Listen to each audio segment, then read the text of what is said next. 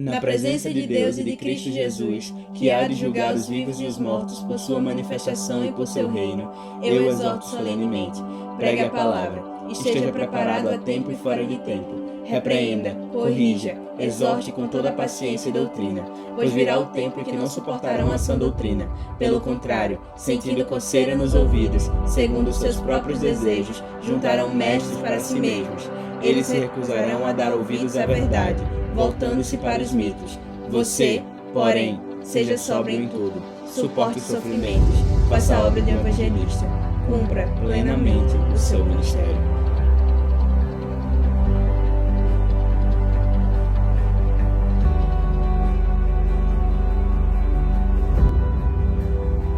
Acreditar no Evangelho é ir, sim, e mesmo chorando, querendo desistir ou sem forças para continuar. Acreditar no Evangelho é saber que mesmo no caos que vivemos, nós temos o dever de continuar propagando o Evangelho por onde passamos.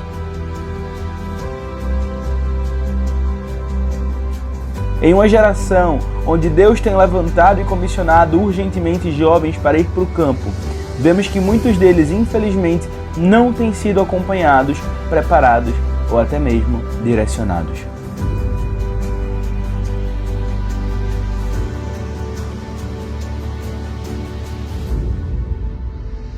Não sabemos de certo o que tem levado isso a acontecer, mas o que sabemos é que Deus conta com você, Timóteo. É hora de acordar e despertar.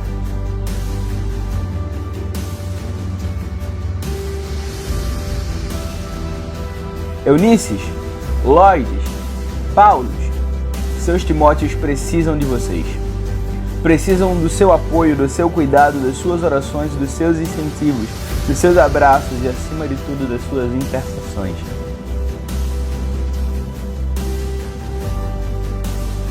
Ei, Timóteo, a natureza criada aguarda com grande expectativa que os filhos de Deus sejam revelados. Não é mais hora de se esconder, desistir ou querer retroceder. Ekbalo, vá, sem direito de voltar. E novamente lhe dizemos, acreditar no Evangelho é ir, e chegou a nossa hora de emergir.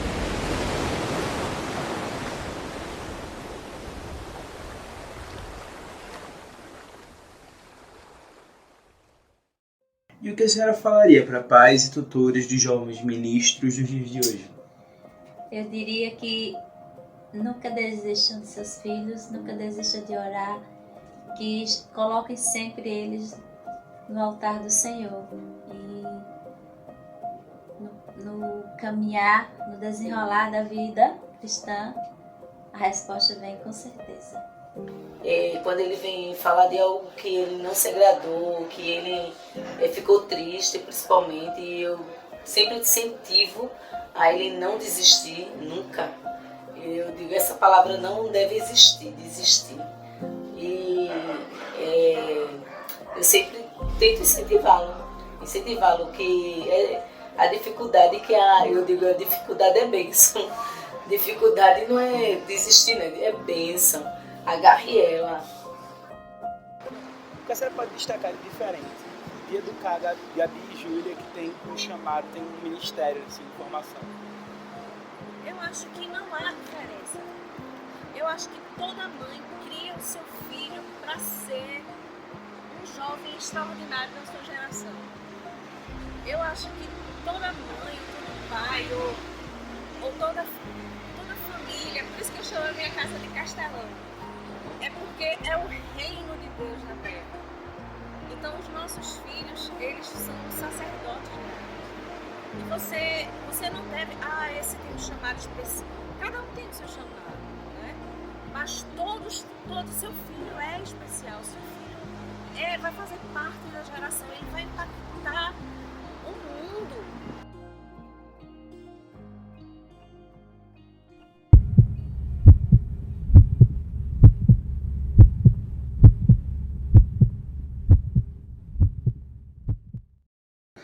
Eu já passei por muita crise ministerial no ano 2021. O fato de estudar algo e vivenciar algo também na prática e também da parte, talvez, do não encorajamento das pessoas ao redor, né, no caso, ao olhar, é um pouco desestimulador. Então, sim, é comum. E eu acho que, infelizmente, nos dias atuais, tem muitos jovens têm passado por isso. E é algo muito triste. E é muito pesaroso passar. Desde pequena, eu venho buscando direcionamento, né? Isso eu tive o privilégio de ter uma mãe que incentivava essa... A gente tem uma frasezinha que ela dizia que ela não criava a gente pro mundo, né? Que é uma frase comum de dizer: eu crio pro meu filho pro mundo, para os desafios do mundo. Não. A minha mãe sempre disse que ela criava a gente pra Deus, né? Então, desde muito pequena, eu sempre soube que Deus tinha um chamado pra mim, sabe? Que eu não era em vão. Então, diante de qualquer desafio, eu sabia que Deus tinha um chamado pra mim, que eu tinha um propósito. Você já passou por alguma crise no teu ministério? Crise no meu ministério? Pois bem, eu diria que não especificamente. Não nenhuma crise que viesse a abalar completamente a minha noção do ministério, enfim. Eu sempre tive uma noção de responsabilidade com relação a isso muito grande. Eu não enxergo o ministério como algo que eu possa abrir mão. Entende? É algo que, de verdade, já faz parte de quem Deus me tornou. Então, abdicar do meu ministério seria abdicar de quem eu sou, seria abdicar de mim mesmo. No teu relacionamento existe uma conversa acerca do ministério que tu exerce? E sim, isso é relevante para o teu relacionamento? Sim, existe, até porque eu sou casada e não existe ministério para um só quando você é casado. O ministério é dos dois. O senhor crê que os jovens devem exercer seu chamado ministerial? Total. Eu acredito que para essa geração nós precisamos de mais pessoas dessa geração levantadas para poder pregar o Evangelho. Eu sei que existe uma responsabilidade muito grande, né, porque eu acredito que nós estamos passando por uma mudança geracional e eu sei que dentro dessas mudanças há os conflitos e isso é natural, mas ao mesmo tempo nós precisamos de jovens que compreendam o seu chamado e não venha tardar, sabe, a sua vocação. Eu sempre falo que aquele que tem o chamado de Deus, ele não vai encontrar felicidade em nenhuma outra função enquanto ele não nivelar o chamado dele com a vontade de Deus.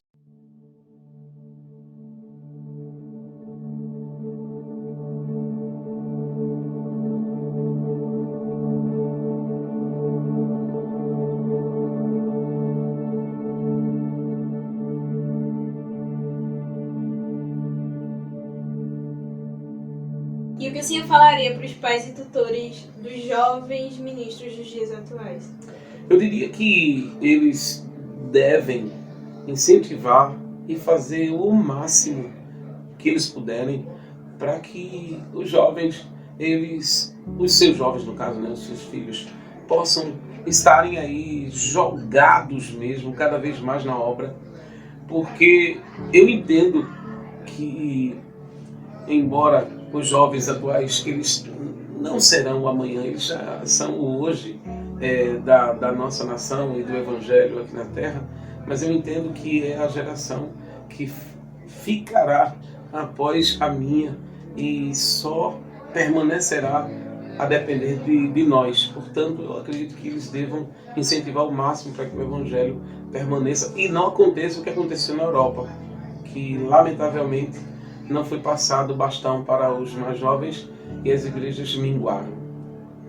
Não tem como, você pode ter o seu chamado e você não querer exercer naquele momento o seu chamado, você correr para os cursos dessa vida, mas no final das contas você vai se formar, você vai se posicionar no mercado, mas enquanto você não se posicionar para atender a sua vocação, você vai estar no vazio, porque você é uma pessoa diferente, você é uma pessoa escolhida por Deus.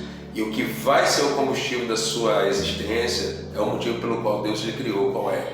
Ser um proclamador, ser uma proclamadora, ser uma pessoa que cuida, uma pessoa que apacenta.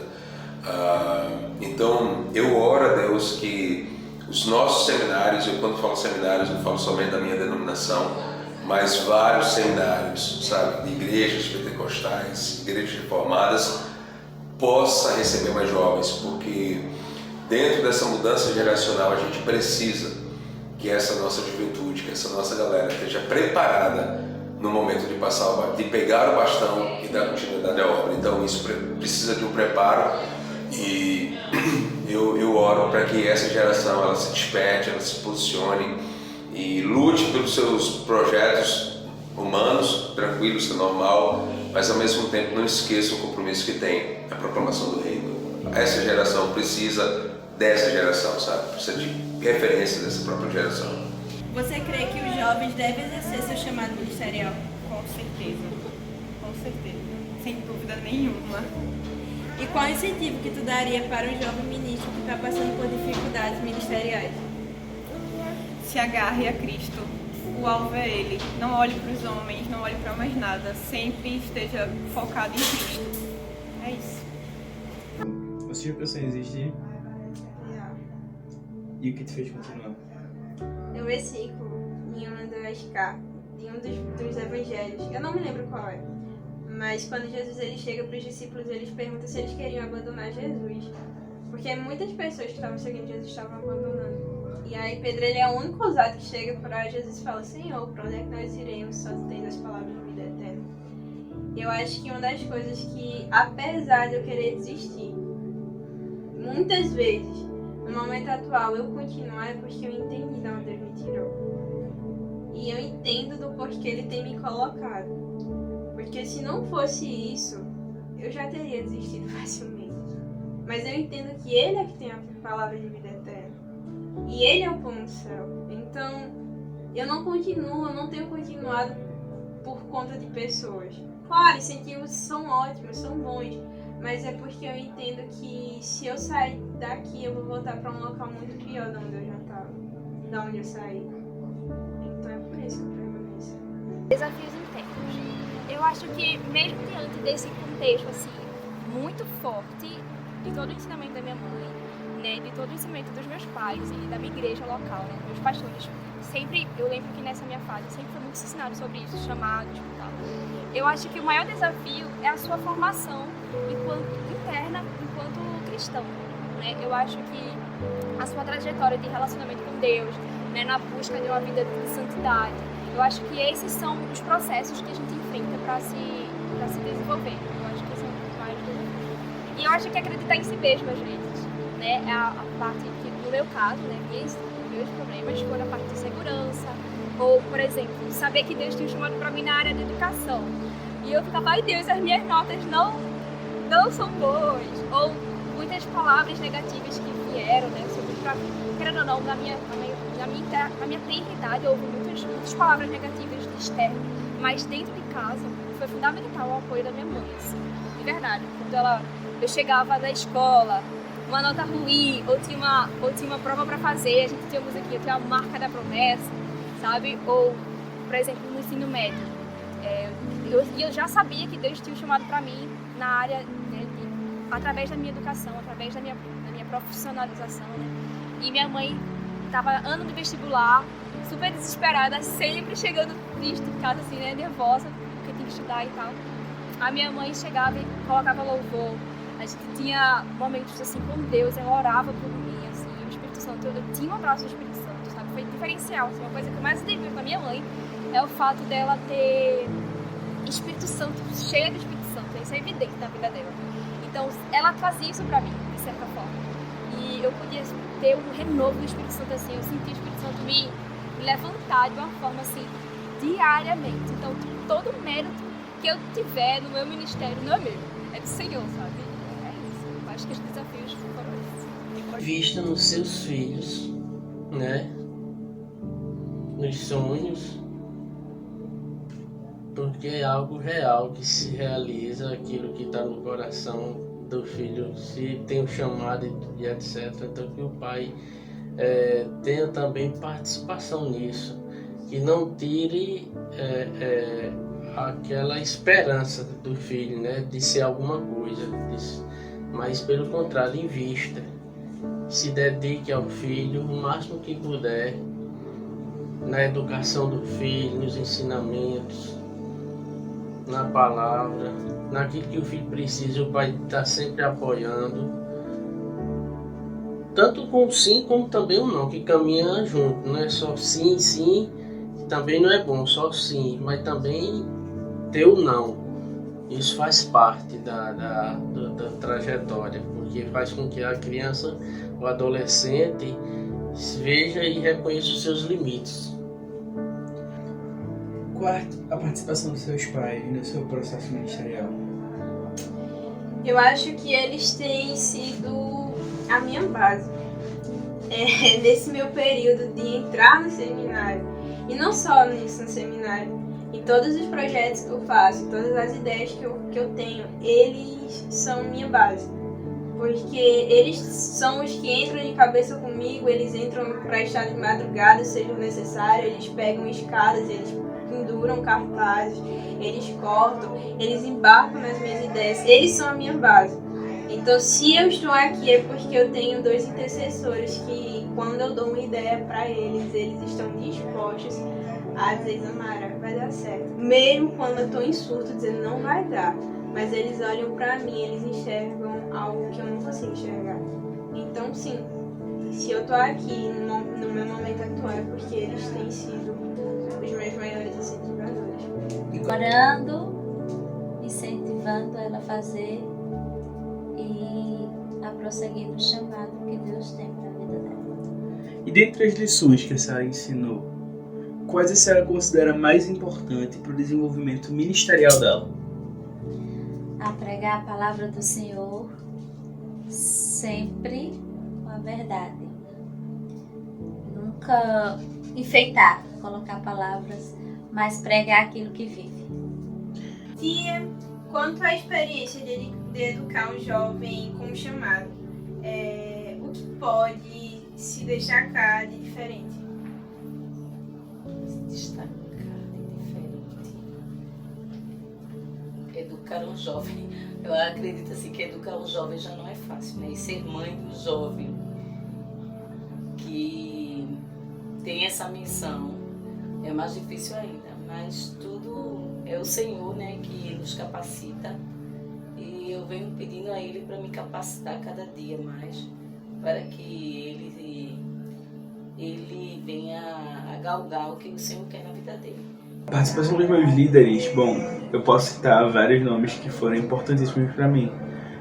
Pois bem, além do meu pai, que também é um líder espiritual, meu pai é pastor, eu posso citar o pastor Rubens, que é quem pastoreia a igreja na qual eu congrego diretamente. Ele sempre foi uma figura muito importante para mim, sabe? Ele sempre foi um referencial muito grande. E ele tem essa figura de mais ou menos, digamos, apontar o norte ao conseguir ministerialmente. E além disso eu posso citar pastor Wagner, pastor Alex, que vem exercendo um trabalho com relação a isso também muito grande. São figuras que são importantes para mim. Fora outras lideranças que Deus deu na minha vida, sabe? Eu tive líderes de Nazatins excelentes que me guiaram muito no processo relacionado a isso e que eu diria que me prepararam para de fato começar a me engajar no processo ministerial. Líderes de juventude que também tiveram uma função muito parecida e que foram muito relevantes na minha vida, têm sido relevantes na minha vida e que têm de verdade me direcionado para seguir esse caminho. Eu acho que é feito de coisas de macro e pequenos, micro e macro, né? Primeiro é você criar todo um ambiente. Por exemplo, no dia que elas vão pro louvor, eu tento deixar o ambiente do nosso lar tranquilo. Isso é uma construção diária, né? Nós buscamos ter primeiro paz em casa. Não adianta você subir no altar e ministrar uma coisa que você não vive integralmente, de forma diária. Outra coisa é a busca pela santificação. Né? Sem santificação, você não tem autoridade de subir no altar e ministrar. Né? Então, essa busca pela excelência. E a expressão da adoração, ela vai surgir como uma continuidade da vida diária. O que eu diria para aqueles que estão começando nessa trajetória e para os que já estão? Conselho. Foi o conselho que eu recebi com 12 horas de conversão. Foi num acampamento, eu lembro que entrei no ônibus, estava muito feliz com a minha Bíblia nova, assim, sentado no ônibus, esperando ir voltar para casa. Aí uma jovem olhou para trás, eu tinha recebido vários parabéns por aquela decisão, né, ter entregado minha vida a Jesus. Mas uma jovem olhou para trás e disse: olha, Alex, parabéns pela sua decisão ontem à noite, foi muito bonito, mas eu queria te dizer um negócio. Quando você chegar na igreja, nunca se esqueça que a igreja é composta por homens. Mas olhe para Cristo, porque se você olhar para homens, você vai sair da igreja. E aquilo ecoa até hoje em dia. O que é que eu digo para você? Gente, olhe para Jesus. Foque em Jesus. Se você está sendo levantada para ser um instrumento de Deus para essa geração, a referência, entenda, Cristo Jesus é uma das maiores referências que nós temos.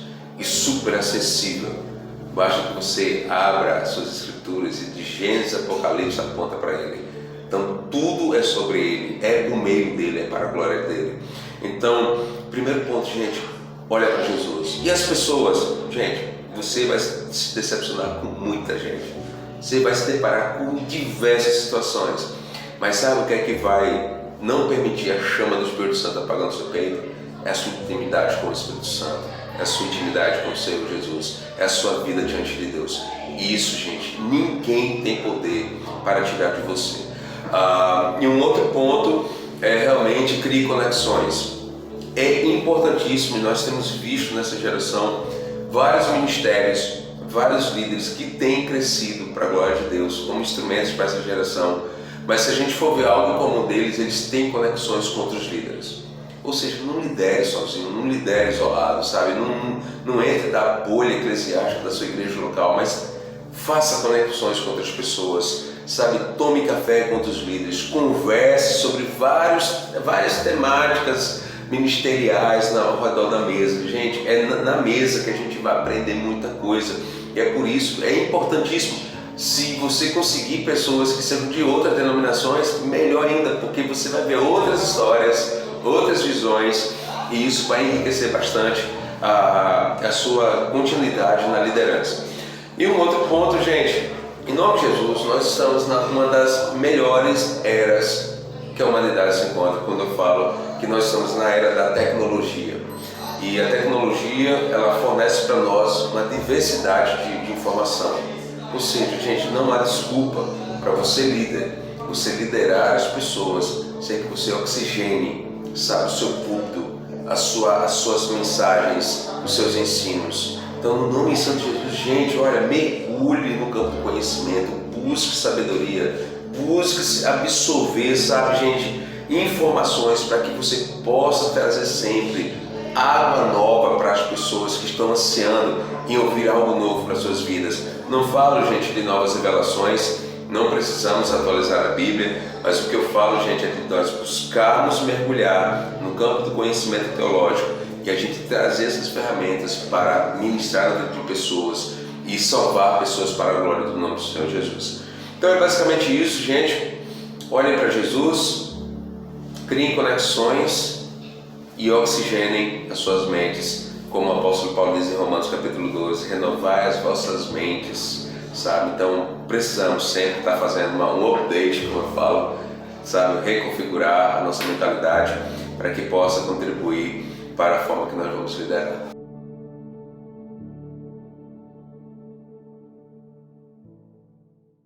Haverá um tempo em que aqueles que nos lideraram dirão: quanto a nós, já estamos sendo oferecidos por libação, e o tempo da nossa partida é chegado.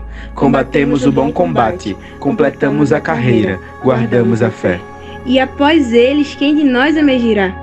Quem de nós tomará o bastão e cumprirá o chamado que o Senhor tem para nós? Quem de nós impactará a nossa geração?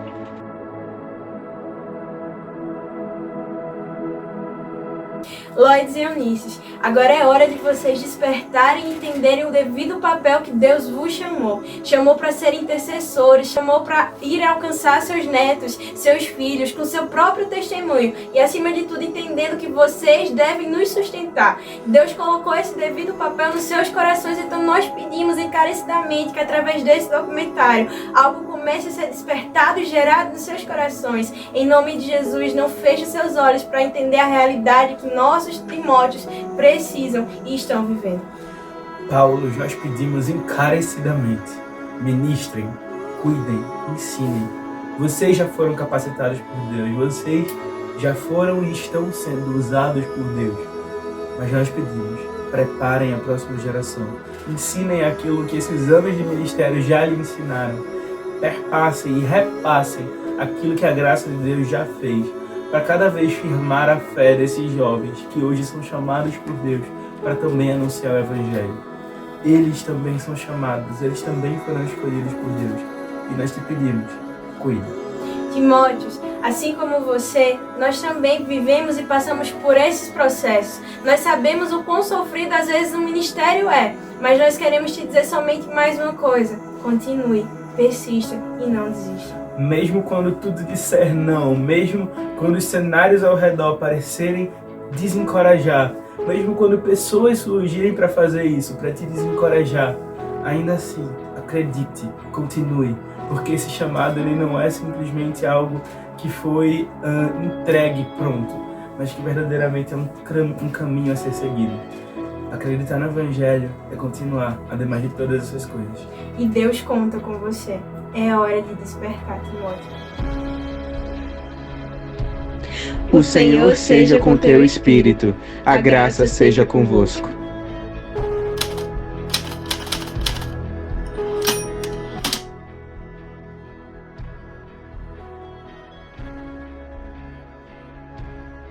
Algo que eu creio que há de forte no teu coração é a resposta de Pedro, quando Jesus perguntou se eles queriam ir embora.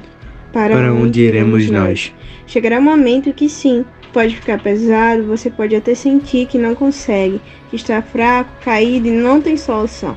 Desistir talvez seja a primeira opção a ser pensada e até pode haver o desejo de que ela seja executada. Mas, na verdade, o que temos a te dizer é que ela não é sequer uma opção. Novamente eu quero te lembrar, para onde iremos nós? Só Ele tem as palavras de vida eterna. Talvez haja em seu coração um sentimento constante de não ter para onde ir, de não ter rota, não ter transporte. À primeira vista pode até parecer que você está desamparado e sozinho, mas na verdade Ele está somente gerando em você dependência e te dando unicamente um caminho, para que seus barcos e fontes de água não existam. O sentimento de desistir, a renúncia, certamente irão te cercar em algum momento da sua vida.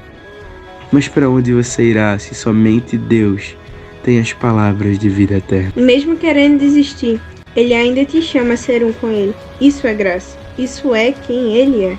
Nesses momentos de fuga, você ainda assim será achado, não pelo quem você é ou pelo que você fez ou faz. Esforço nenhum nosso poderá recompensar esse ato de Deus para com a gente. Mas mesmo assim, nós somos contemplados em sermos um com Ele. Nós fomos contemplados. E mesmo que às vezes nós achamos que nós podemos ter uma maneira de fugir e correr disso tudo, o amor de Deus continua nos encontrando e nos mostrando que nós somos totalmente dele.